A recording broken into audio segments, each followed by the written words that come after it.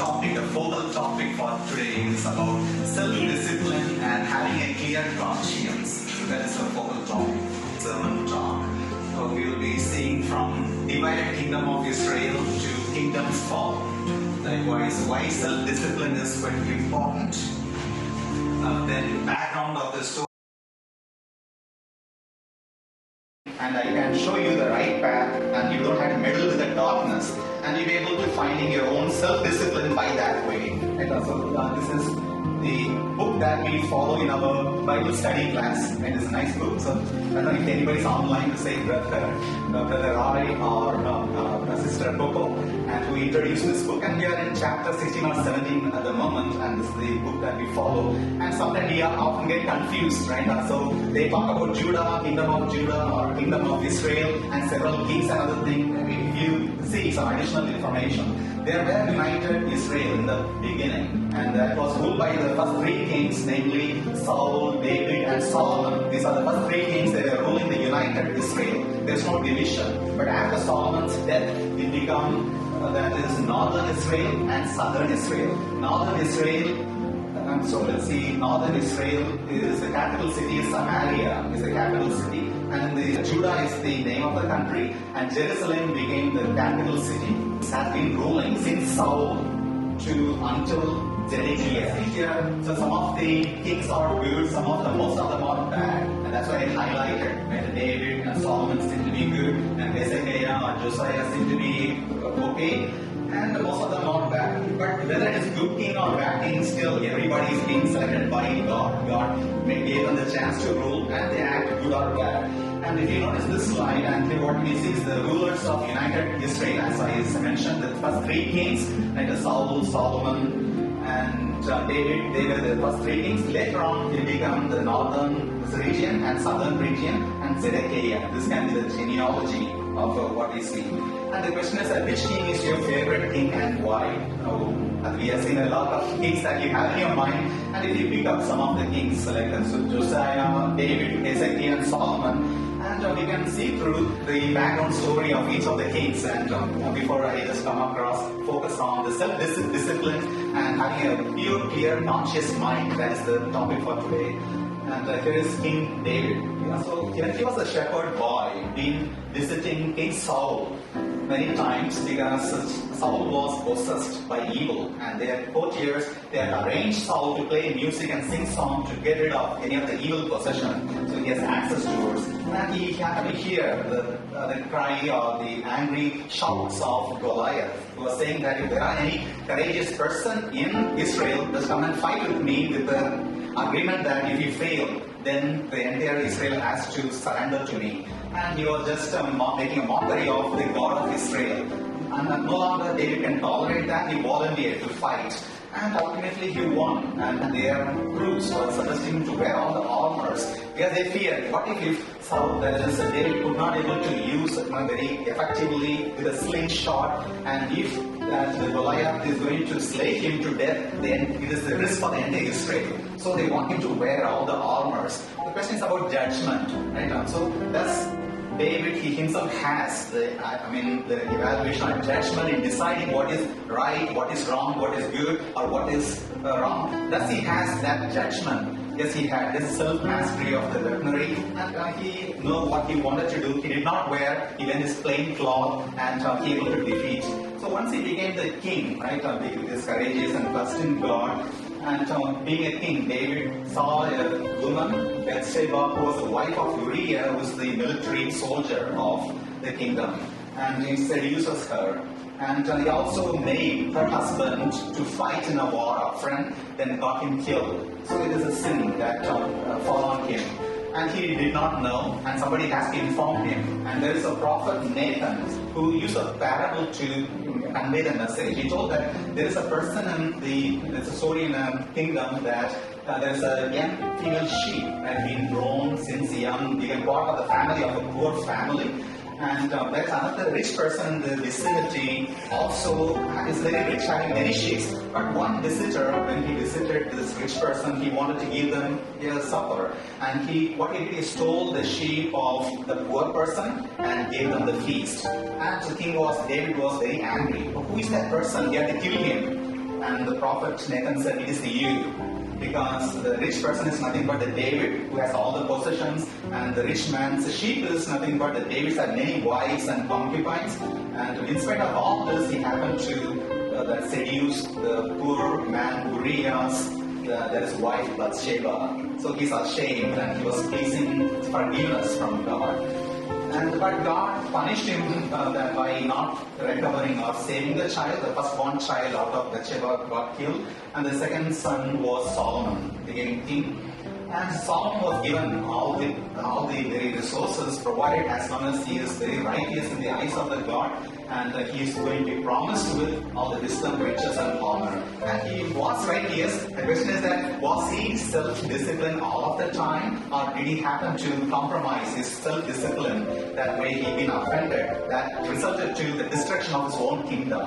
And that's what we are going to see. And he has 700 wives, and which includes the princes and concubines, right? He has this many. And King Solomon built temple and led worship. These are all some of the characteristics we see among the different kings. And the third king, as an example, we want to see is King Hezekiah, considered to be a good king.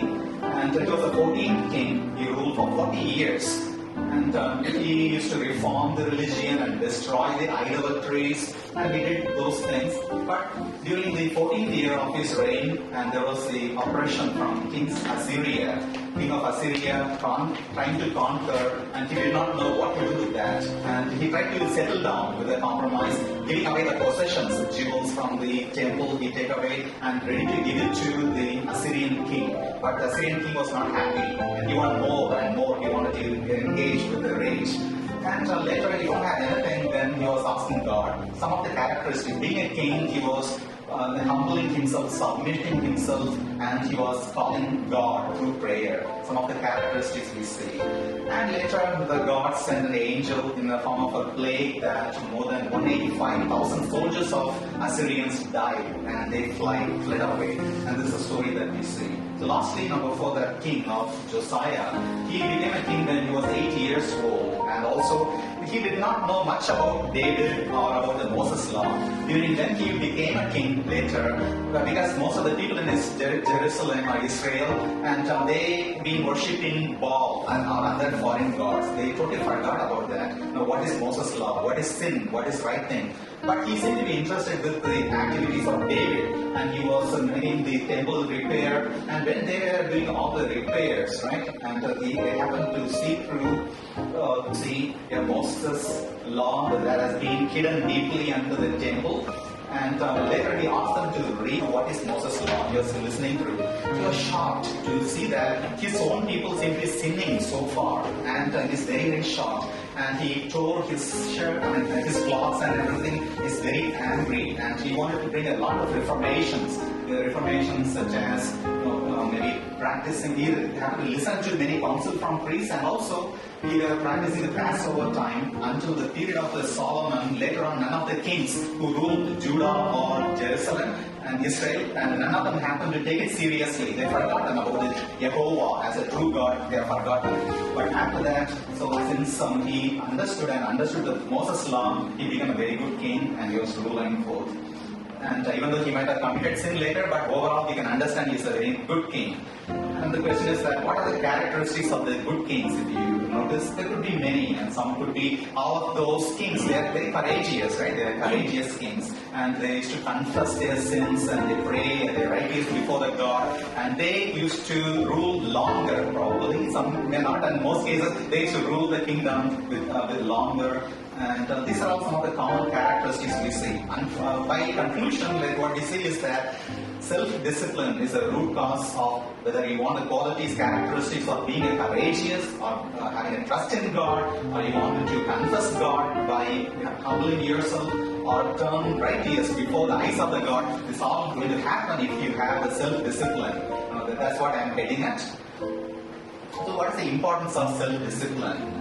And if you see the self-discipline is a capacity, what you could do that when it needs to be done, regardless of how you feel. So it's a simple meaning of self-discipline, you can say. Another meaning would be good judgment. So you should have a very good judgment. Even the case of King David, when he was a shepherd fighting with Goliath, he had the judgment that, okay, I know I am going to defeat the giant, and I don't want the armors, and he has the self-judgment, right? And what we see is what happened in the case of David when he became a king, and so he was just having a lust with another married woman. And is it possible that the King David lacked the self-discipline necessary to overcome Bathsheba's seduction?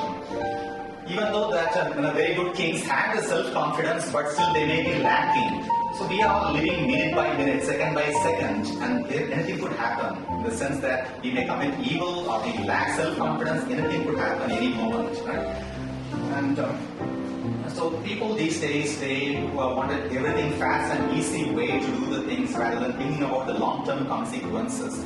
What was the long-term consequence we see in the case of King David happened to seduce the married woman and marry? What was the long-term consequence? He wanted immediate pleasure of achieving that. He can do whatever he wants. Walk in the streets, saw a woman, he can marry. As we saw Solomon with 700 wives he had.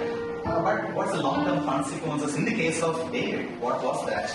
And his firstborn child was killed. That was and he has to be worrisome in a sackcloth for several days or months. These are all some of the long-term consequences. And the case of Solomon, he also lacked the morality. He happened to marry many foreign women, and maybe that is other than what has been permitted to marry, right? So in that case, what had happened? The long-term consequences, not having a self-discipline. That after the death of Solomon, the kingdom demolished into two. Like a northern kingdom and southern kingdom, it was divided into two. Because he married many foreign wives, and everybody was insisting their own way of rituals and living, worshipping God, raising the temple of their own. After the demise of Solomon, what happened? Everybody's fighting to enthrone. Wanted to be the king or son or daughter to be in a very good position, wanted to practice their own God. So this all happened. So every day we have a struggle, right? Like the white, I use the word here, white. I was searching for the picture to put here, and I think almost 70% of the pictures of the evil, devil, or the angel. So the angel they depict as the white people, and the devil seem to be the black people. That's what I see in the Google pictures, almost 70%. Yes, maybe it's a form of racial profiling. The best way would be, I think, devil can be red shirt. I mean, red color would be much better, I think, alternatively. And this is an everyday struggle that we happen to see. That we happen to ask ourselves, what is right, what is wrong? And so we are asking ourselves for a self-judgment. That we can understand through self-discipline. In one day we may have 1,440 minutes we may have. And so we have to fight each and every minute to be right. And the next minute, maybe you think, okay, let me browse Facebook, and you carry it out away and you left. What's the actual long-term goal you're supposed to achieve? 1 hour pass, the whole day pass, or 1 week pass. Right? What's the long-term achievement we need to have? If we consider for the long-term achievement and being able to achieve our full potential, and another definition of the self-discipline is self-mastery. Is one of another definition. We can understand that through how the David, when he was fighting with Goliath, and he was at the self-mastery of practicing the slingshot. As a shepherd, he don't have time to browse social network those days. What he might have done, he might be throwing these stones and practicing the perfect shots millions of times. And he know what he's mastered with. And even though that Saul's, that has people that are advising him to wear the armor, he don't know, I can go by the plain cloths, and I know I can defeat God is with me. It's very clear. The person when he is not mastering certain things,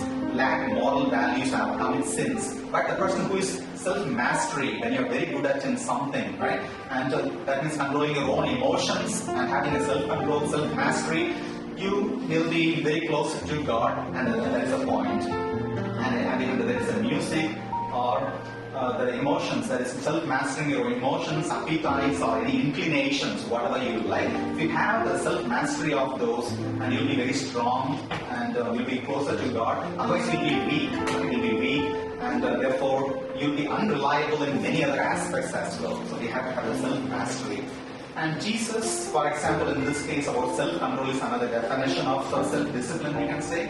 When he was, for 40 days, he was without food and water, fasting. And the Satan was tempting him that, so I can make you the king of the world. He was just tempting him. But he has the mastery towards self-control. So we have to think about the long-term goals we have to have. So likewise, King Josiah, so the Israel's last good king, Josiah. And he also had the self-denial. Self-denial is the restraint or limitations of one's own desires or interests. And so self-discipline is defined as self-denial. Sometimes we have to deny certain things. That's self-discipline. And that is, you have to deny from the pleasures, immediate short-term pleasures that you wanted to have. And you have to think about the long-term impacts and the appropriateness for the moment. You have to think, otherwise you'll be carried away from the correct path. Self-denial. One other example to understand about the self-denial, you can understand. Let's say, who is described as a weeping prophet? Would anyone ask?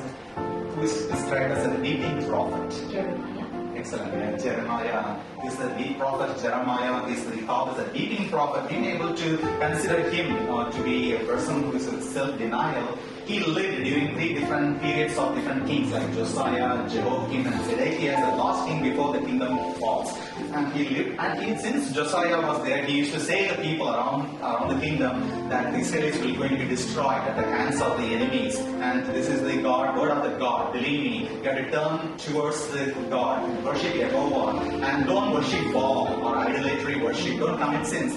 He was grieving and weeping, so obviously it's a very gloomy period whenever he sees. But we don't know the time frame actually mentioned, right? We don't know then that God is going to make Israel destroyed. We don't know. And the 3 kings has passed, but still he holds the belief. And he might have easily changed his opinion to get good feedback and reputation, saying that, okay, so many of the prophets who lived that time was saying the king, Zedekiah, so things are okay, don't believe what prophet Jeremiah is saying, he's rubbish, and don't believe him, and enjoy. And that's what other prophets were saying and enjoying their life. But on a longer term, Jeremiah knows what is going to happen, and he denied all those, self-denial, and he delayed his gratification. He did not want to enjoy any pressures from the king. The king Zedekiah sent a couple of people to check if God is going to forgive my kingdom and going to save my people. But he might be able to tell the lie and be able to reap all the immediate benefit for a short term. But he did not do that. Right now, he has a self-denial until last. Okay, so self-discipline requires delayed gratification. We don't want immediate gratification. You can postpone the immediate gain for getting the later reward. And one other example to understand about the self-denial, about John the Baptist having a clear conscience about John the Baptist. Conscience is the inner feeling, what it says, what is right and wrong. And Herod is the king. He is also angry sometimes the way that John the Baptist was addressing his actions of getting married to his half-cousin's wife. And the half-cousin's wife is Herodias' her name, and her daughter is, I think she has a daughter.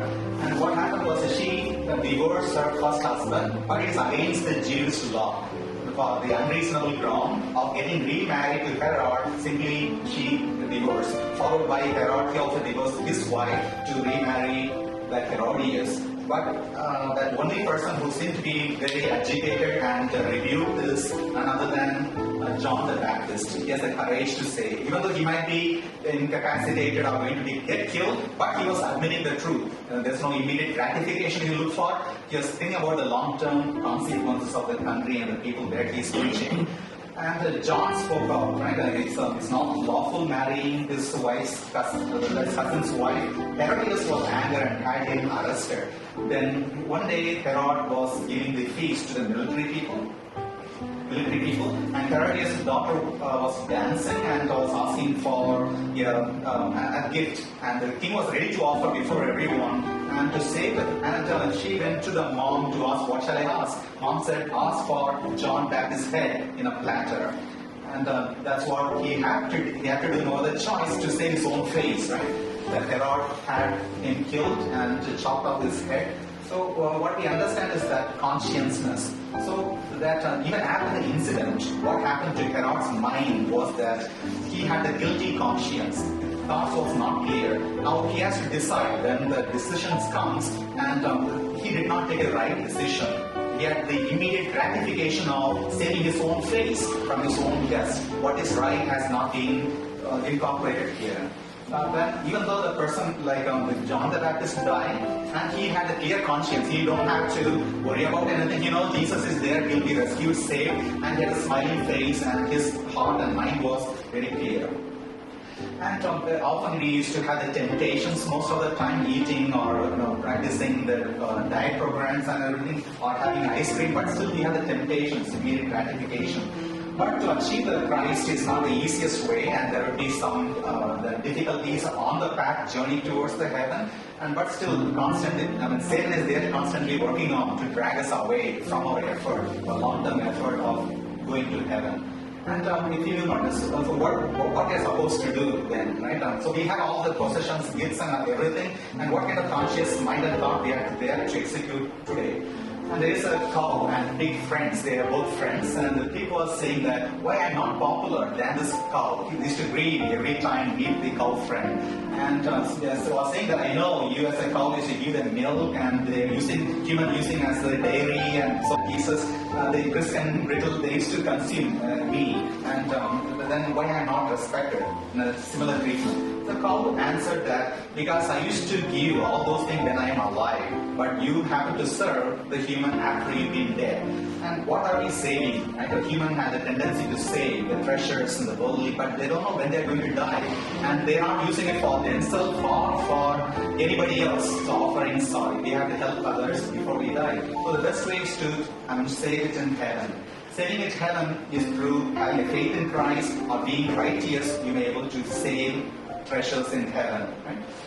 And so the one way you can achieve those treasures in heaven is by being self-disciplined. Then at last, as a conclusion part, so what we can understand is about we all have the minds, but we have to have a sober mind, that we have to have clarity in what we are heading at on the journey towards heaven, and we have to be alert, we have to be serious in Christ. It's not just like that. So we have to be very clear and very responsible in what we are heading and seeking before Christ comes in the second coming. As in Timothy says, that everybody has a spirit of love, spirit of power, and spirit of self-discipline. And therefore, we have to execute ourselves to acquaint the character and quality of self-discipline, as we saw the characteristics of so many different kings in the past. Right? So we sum up with, so we need to pray regularly, and we have to have the passionate to defer our self-gratifications, and we have to think about the long-term consequences rather than the immediate pleasures. And with this, I will stop here. So thank you very much.